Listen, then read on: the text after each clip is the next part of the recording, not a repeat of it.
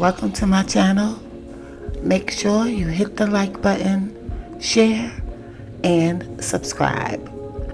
So, word on the street is excerpts from Kim Porter's book, Unreleased book, has been leaked to the press. This is being reported by RadarOnline.com. 40 pages of her book has been released, and it's on social media. Not the whole book, but excerpts from it. Now, this is what Radar Online is reporting they read from the book. Diddy's ex accuses him of abuse from beyond the grave. Radar reveals explosive contents of Kim Porter's never-before-seen memoir, He Hit Me With a Chair. And then it says in caption, and then out of nowhere, he hit me with a chair. I don't remember anything after that until I woke up in a hospital room.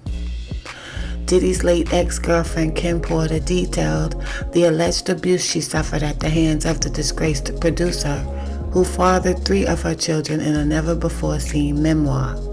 A source, whom wished to remain anonymous, provided the document to RadarOnline.com and said it was found on Porter's long-lost flash drive. It was given to the informant by someone very close to Kim and Diddy and was written in the months leading up to her sudden death, the individual claimed. While we have been unable, that's how they wrote it messed up. While we have been unable to independently verify those claims, the 40-page manuscript which we have reviewed is filled with explosive anecdotes about the actress and model's time with the rapper born Sean Combs. In one chapter, Porter wrote about how the jealous rapper's short fuse made her walk on eggshells, and recalled one instance where he allegedly sent her to the hospital after brutally beating her with a chair. Porter was 47 years old when she passed at her home in Los Angeles shortly before midnight on November 15, 2018. The Los Angeles County Medical Examiner listed her manner of death as natural and the cause as lobar pneumonia, a condition marked by inflammation and infection in the lungs. But unanswered questions surrounding her passing has resurfaced as allegations of violent behavior stack up against Diddy, including by one of his other exes, Cassie Ventura, alongside a federal sex trafficking investigation. Users on social media have even suggested Porter's passing may have been a move intended to prevent the release of the memoir she never finished, in which our source said she discussed Diddy's alleged involvement in the murder of Tupac Shakur. For his part, Combs addressed the Tupac conspiracy theory in 2008. In an interview with AllHipHop.com, he said, "This story is beyond ridiculous and completely false. Neither Biggie nor I had any knowledge of any attack before, during, or after it happened. It is a complete lie to suggest that there was any involvement by Biggie or myself. They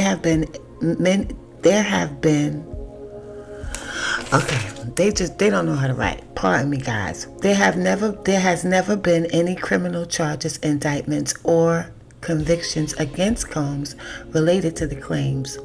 Porter's father told Rolling Stone he was disgusted by a hotel surveillance video from 2016 obtained by CNN that showed the 54-year-old kicking and dragging Ventura. He said it made him wonder whether his daughter suffered similar abuse during her 13-year relationship with the music mogul. What's more, former Bad Boy rapper Mark Curry told the outlet of Porter's relationship with Diddy.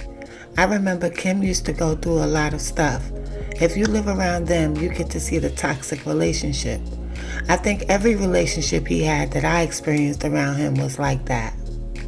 Porter described the exchange that led to her hospital visit in the purported memoir obtained by RadarOnline.com, writing, "We were supposed to go out for dinner, but he was in a foul mood.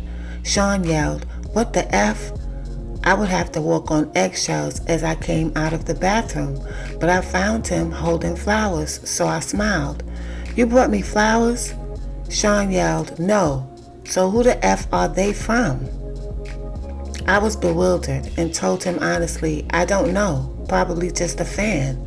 He threw the attached card at me. I picked it up to read it.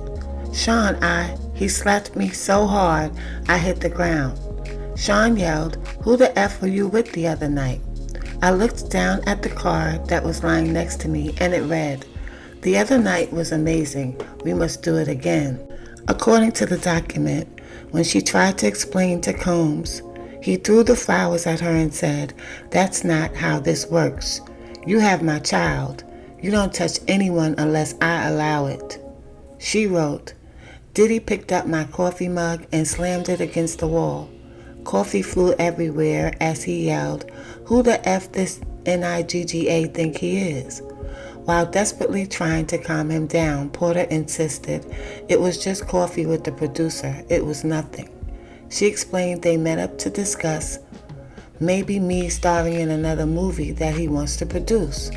Sean exploded even more. "He wants to put the move on my effing family?"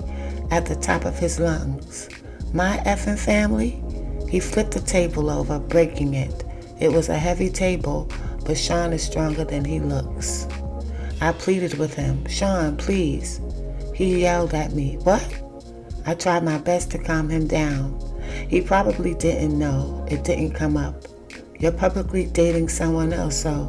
He screamed at me, and it somehow seemed even more intense. "So you didn't tell him back off?" "Sean, I didn't," and then out of nowhere he hit me with a chair. I don't remember anything after that until I woke up in a hospital room. My arm was in a cast, hanging from a sling. My face hurt. My eyebrow was in immense pain, as was my lip. As I came to, the first face I saw was of the man that put me there. Sean asked with concern in his voice, "How are you feeling?" I responded, "Stay away from me." Whew. I don't know, y'all. Just reading this is making me tired. But that was the end of the article. That's all that they released, but that's enough. Now they are really going full throttle on Diddy. I don't know for sure if it went all the way to the extent that we're hearing from in all these reports and all these different stories, but most of the people that spoke on him were pretty credible people. And it just made me wonder when I was reading this, like, why did she stay with him? Why did she stay with him? But my guess is they were scared. He was getting away with a lot of stuff, and they may have been afraid. Even some of the bodyguards probably felt like he was part of a big machine and they couldn't go against that. The only one that went against it and just said F it was Mark Curry and Big Gene Deal. But if he was really doing all of these things that they're saying that he did, all the violence, all the threats, all the attacks on women, something was wrong with him. Something's wrong with him. But y'all let me know what y'all think in the comments. Ciao for now.